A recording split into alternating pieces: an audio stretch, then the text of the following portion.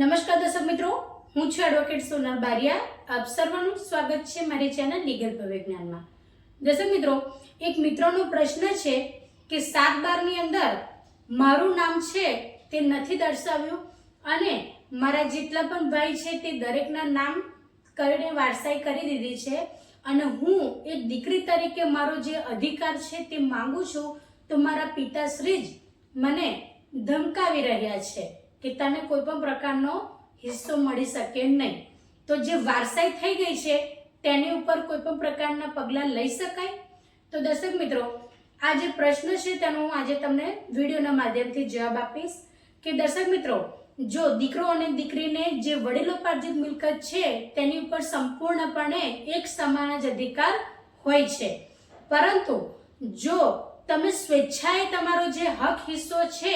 તેને જતો કરો છો, તેવા સંજોગો દરમિયાન જ્યારે એકવાર તમે તમારો જે હક છે જતો કરો, ત્યારબાદ તમે ફરીવાર જે તે તમારી મિલકત છે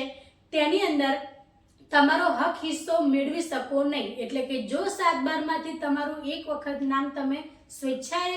કમી કરાવ્યું છે, તમારો જે હક છે તેને તમે હયાતીમાં હક કરાવી દીધો છે, તો પાછળથી તમે તે જે જમીન છે કે તમારો જે 7/12 નો ઉતારો છે તેની અંદર તમારું નામ ફરીવાર દાખલ થઈ શકે નહીં. પરંતુ તમારી જાણ બહાર તમારું નામ દાખલ ન કરીને ખોટી રીતે જો પેઢીનામું બનાવીને અને વારસાઈ કરી દીધી છે, તો તમે જે તે વારસાઈ થઈ ગઈ છે તેના અનુસંધાને પ્રાંત અધિકારી સાહેબશ્રી એટલે કે કલેક્ટર સાહેબશ્રીને અરજી કરી શકો છો, મામલતદાર સાહેબશ્રીને અરજી કરી શકો છો કે આ જે સર્વે નંબર છે તેની અંદર જે વારસાઈ થઈ છે તેની અંદર મારું નામ છુપાવવામાં આવ્યું છે અથવા એ ખોટી રીતે વારસાઈ થઈ ગઈ છે. તો જો તમે પુરાવાના આધારે સાબિત થશો કે તમે તમારું જે નામ છે તેની અંદર તમે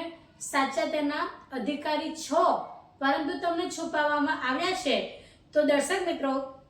તેવા સંજોગો દરમિયાન જે વારસાઈ થઈ ગઈ છે તેને રદ કરીને પૂર્વવત ફરી પાછું જે તે 7/12 ની અંદર જેટલા પણ નામ હતા તે થઈ શકે છે. એટલે કે પહેલા જે વારસાઈ કરી તે પહેલા જેટલા નામ હતા એટલા જ રહેશે અને ફરી પાછળથી જેટલા વારસાઈ દ્વારા નામ ચડાવવામાં આવ્યા છે એ બધાને જ ઓટોમેટિકલી કમી કરવામાં આવી શકે છે. અને જો બીજો એ છે નિયમ કે આ જે પ્રક્રિયા થઈ છે વારસાઈની, તે અનુસંધાને જે તે દીકરી એ કોર્ટની અંદર પણ જઈ શકે છે કે મારું નામ છુપાવવામાં આવ્યું છે અને ખોટી રીતે આ વારસાઈ થઈ ગઈ છે, તો કોર્ટ પણ જે તે વારસાઈ થઈ છે તેને રદ કરી શકે છે.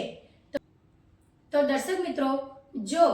ખોટી રીતે કોઈ પણ પ્રકારની વારસાઈ કરવામાં આવી હોય અને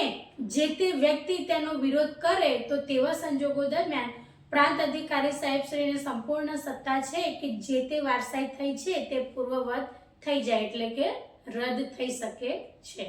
તો દર્શક મિત્રો, આજના માટે આટલું જ. જય હિન્દ, જય ભારત.